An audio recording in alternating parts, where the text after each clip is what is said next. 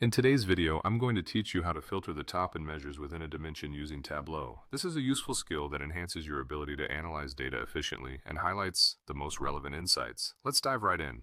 First, you want to open up your Tableau public app. If you haven't done so already, make sure you have it installed on your device. Once it's up and running, access your desired worksheet. Having your data source properly set up is key in ensuring a smooth workflow. Begin by dragging the subcategory field to the rows section of the worksheet. This will list all your subcategories vertically, setting up your primary dimension for analysis. Next, you'll need to drag the sales measure up into the columns area. This action will initialize a basic visualization, plotting the sales alongside your subcategories. Now focus on the order date field. Drag the order date to the same row section. This step helps to align your data specification and ensures that all entries are accounted for chronologically within your visualization. Here's a handy trick. While holding down the CTRL key, duplicate the sales measure in the columns. This duplicates your columns and lays the groundwork for calculations that you'll be performing down the line. With the duplicated sales measure selected, click the drop-down arrow there and navigate to Quick Table Calculation. Now it's time to apply a rank calculation. The rank feature is a powerful tool that can give new perspectives on your data by ordering it according to specific,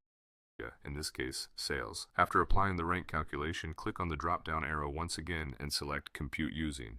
Here, choose Subcategory. It's essential to compute the ranks based on subcategories to make sure that each subcategory is compared accurately against one another.